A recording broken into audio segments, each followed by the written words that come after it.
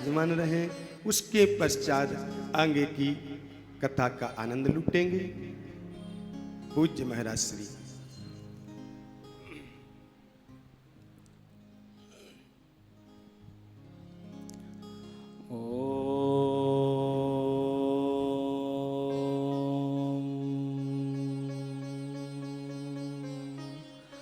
नमो भगवते वासुदेवाय।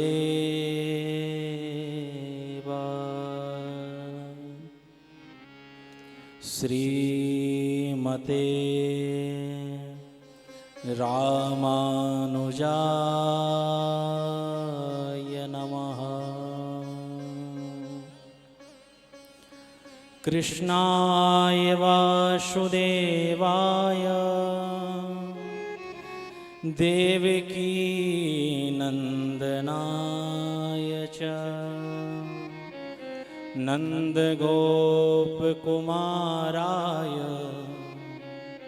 गोविन्दाय नमो नमः। किरीट केयूरमहार्हनिस्कै मणियोत्तमालाङ्कृतसर्वगात्रम्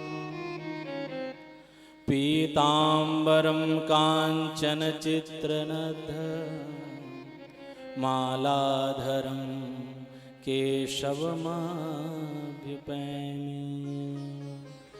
बोली श्रीमद्भागवत महापुराण की जय।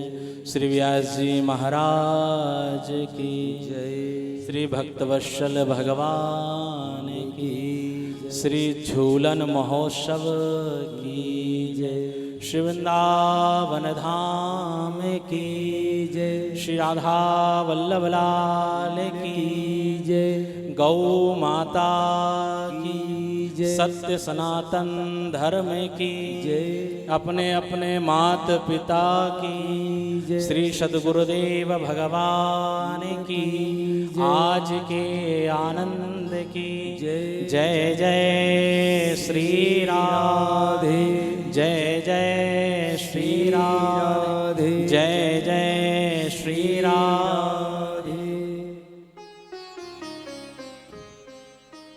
परम मंगल में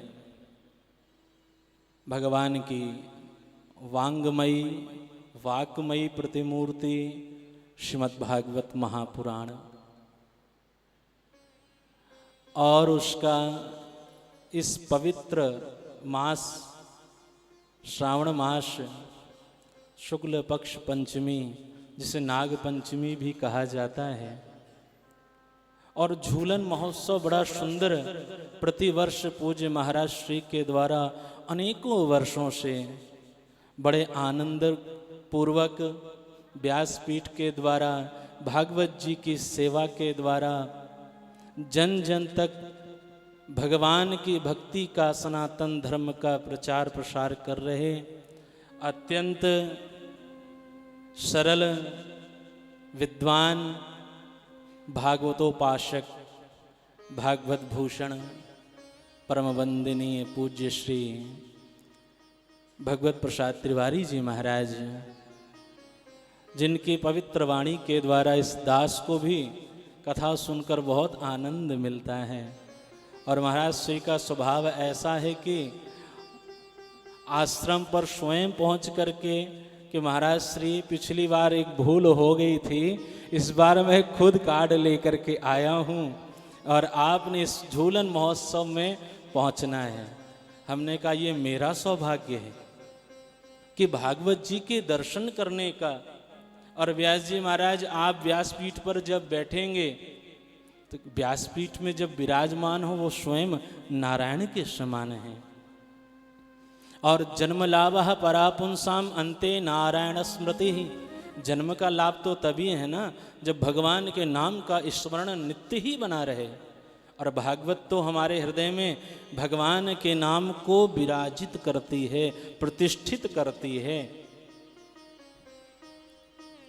तो पूज्य महाराज श्री के चरणों में कोटि कोटि प्रणाम, व्यासपीठ को बारंबार प्रणाम। और जो भूदेव के रूप में यहाँ विराजित हैं, समस्त विप्र बटुक गण जो भागवत जी के द्वारा उस मूल पाठ के द्वारा भगवान की जो वाकमयी मूर्ति है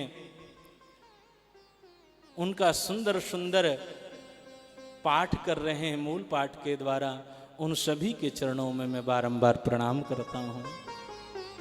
संगीत वाद्य के समीप गंधर्व स्वरूप और हमारी राधा रानी की बड़े लाडले हैं सब, तो सेवा कर रहे समस्त संगीत कलाकार और साउंड के द्वारा जो इतनी अच्छी सेवा दे रहे हैं कि दास इतनी दूर बैठा है और मेरी वाणी आप तक पहुंच रही है, तो ऐसा साउंड के द्वारा सेवा कर रहे हैं। और कैमरे के द्वारा मैं आज तीसरा दिन है, 2 दिन से देख रहा हूँ बड़ी सुंदर सेवा चैनल के माध्यम से देश विदेश में जो भक्त लोग हैं उसका आनंद रस प्राप्त कर पा रहे हैं, भगवान की कथा का लाभ प्राप्त कर रहे हैं। ऐसे हमारे कैमरे वाले भैया और जो मेरे समक्ष आदरणीय करुणामयी वात्सल्य प्रतिमूर्ति माताएं बहनें भक्तगण यजमान परिवार जो इतना सुंदर महोत्सव इस पवित्र मास में श्रीधाम वृंदावन में पूज्य महाराज श्री की वाणी के द्वारा करवा रहे हैं, पवित्र लाभ आप सबको प्राप्त हो रहा है। तो आपके हृदय में विराजमान राधा माधव और आप समस्त भक्तों को मेरा प्रेम भरा राधे राधे।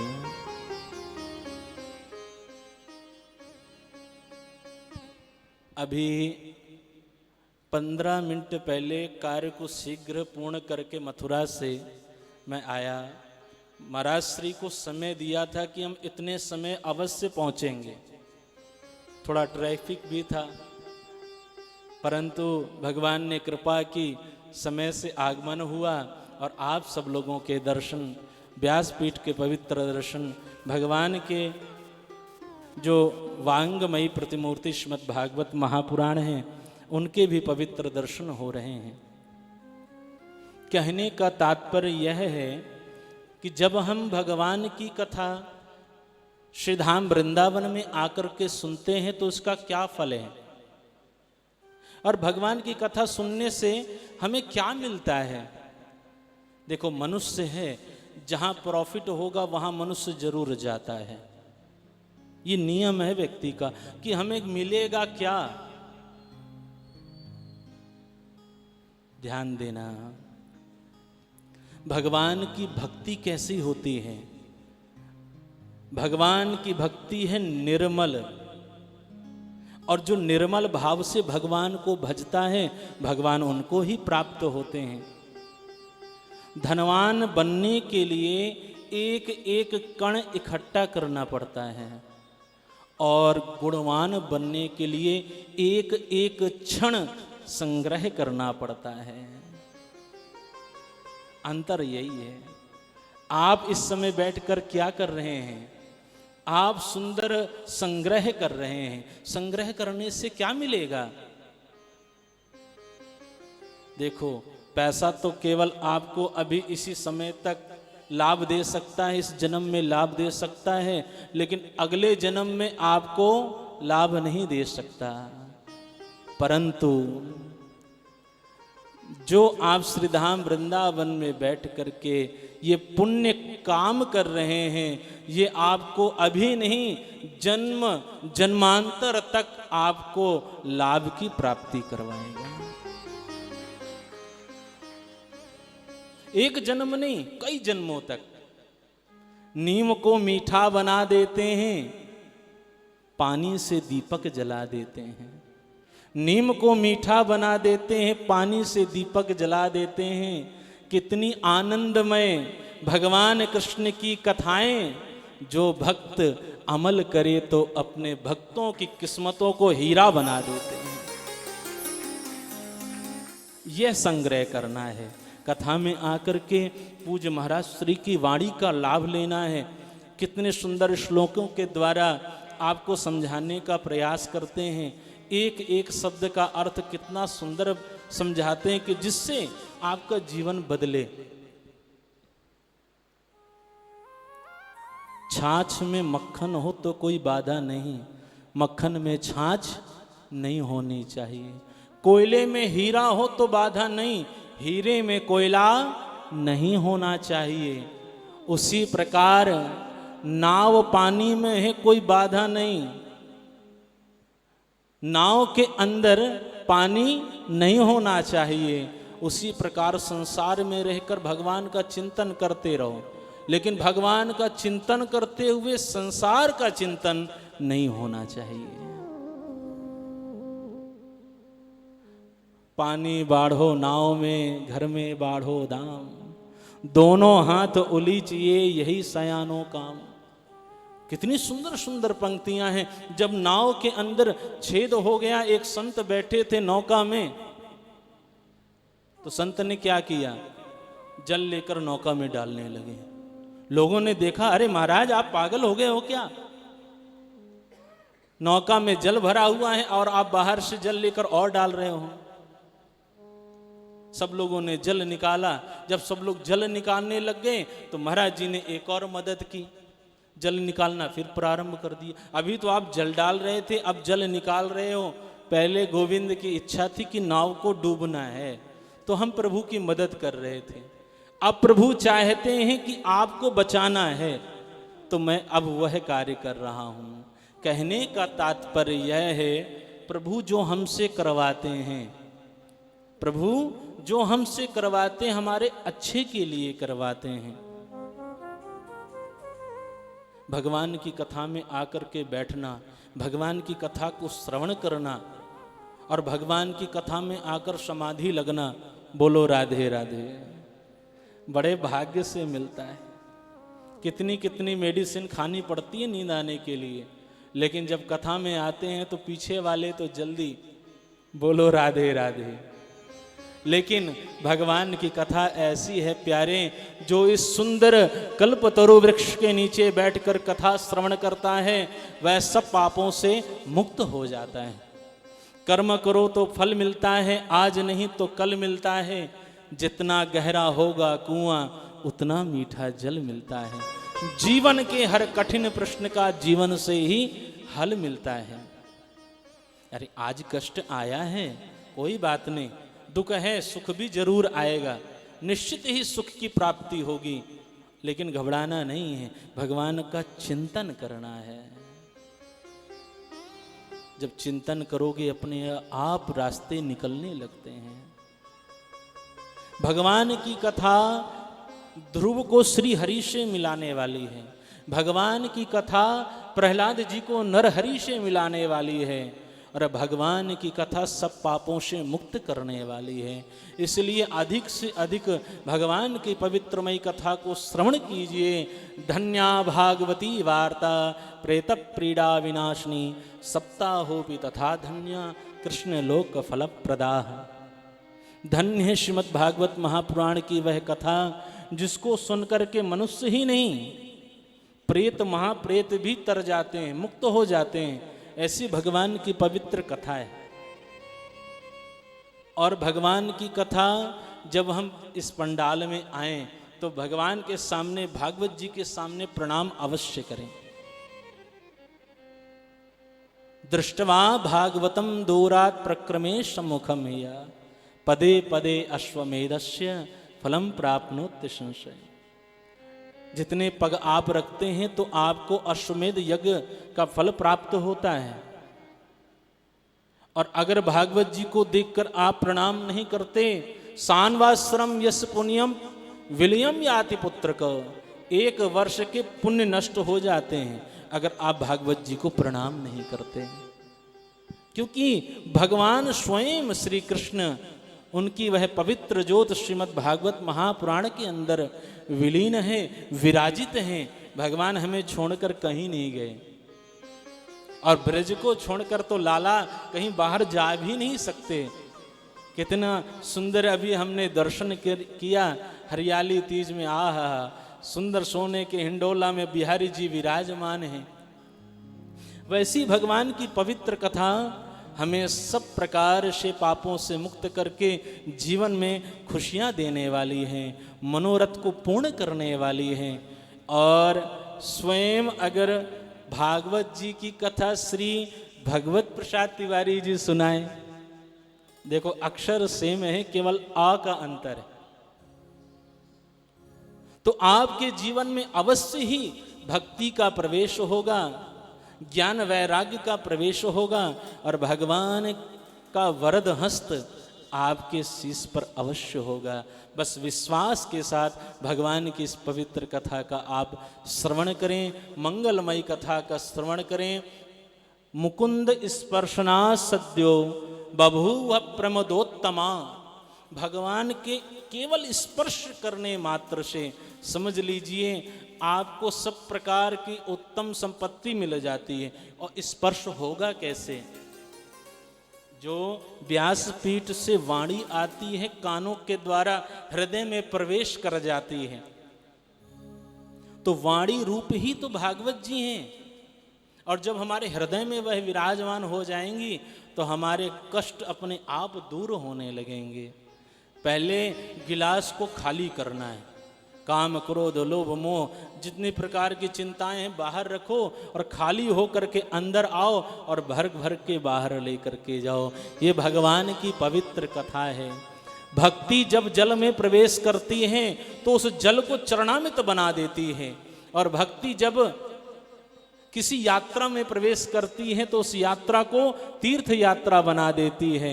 और वही भक्ति जब आपके घर में प्रवेश करती है तो घर को मंदिर बना देती है।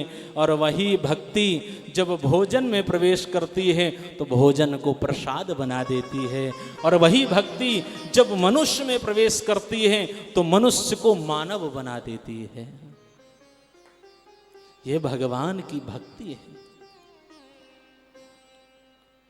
जब आप पुजारी जी के पास जाते हैं तो क्या बोलते हैं? पुजारी जी प्रसाद देना। जब आप चरणामृत लेते हैं ठाकुर जी का तो जल तो नहीं बोलते, क्या बोलते हैं? चरणामृत देना। यही तो भक्ति के लक्षण हैं। और चरणामृत भी किसका लेना चाहिए? हाँ, टोटकाचार्यों से बहुत बचना चाहिए। जो बता दिया तो उनके पीछे भाग नहीं चलने पड़े। बहुत बढ़िया, ये चढ़ा दो वो चढ़ा दो तो सब मिल जाएगा ना।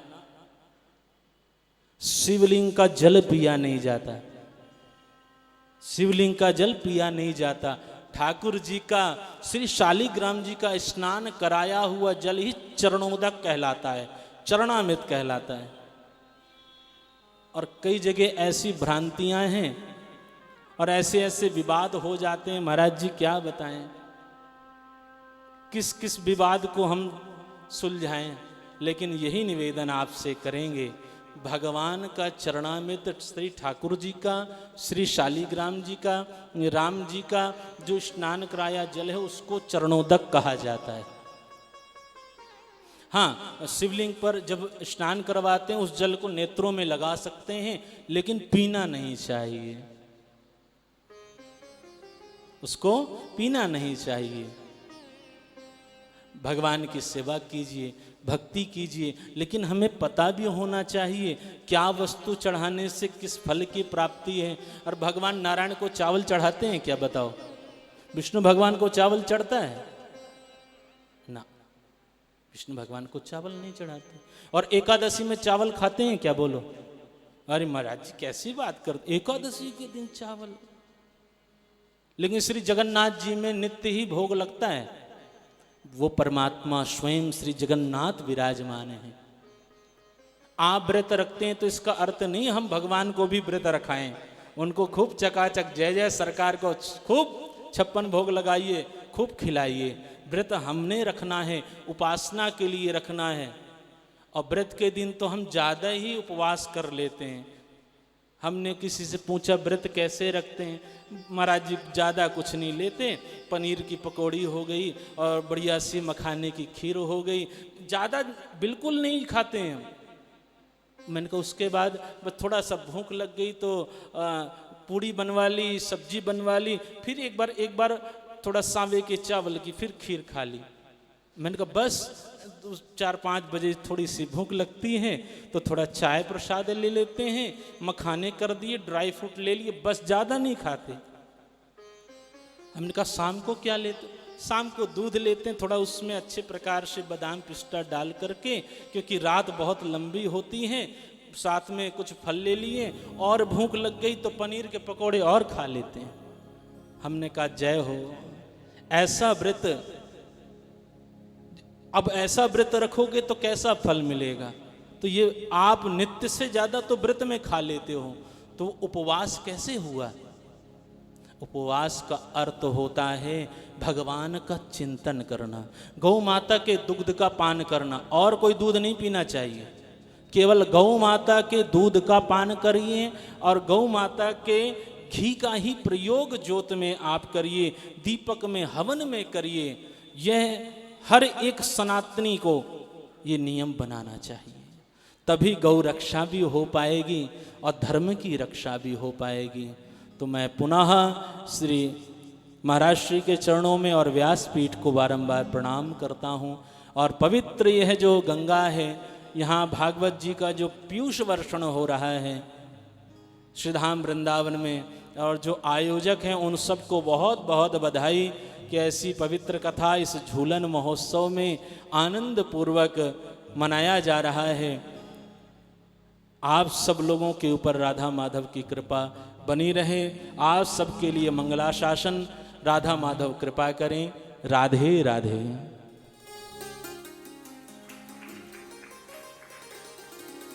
बहुत सुंदर पूज्य महाराज श्री जी ने इतना सुंदर दिव्य भाव, वास्तव में भक्ति क्या है, भक्ति पर विशेष प्रकाश डाला और बहुत ही सहज सरल शब्दों में हम सबको बताया कि यदि आप कहीं भी जाओ, वास्तव में प्रभु का नाम है, यात्रा पे भी हो तो वो तीर्थ यात्रा है।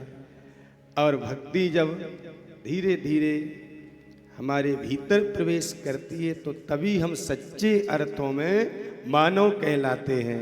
ऐसा सुंदर भाव पूज्य महाराज श्री जी के चरणों में एक बार और जोरदार ताली सेवा करते हुए, अभिनंदन प्रणाम करते हुए वंदन करें।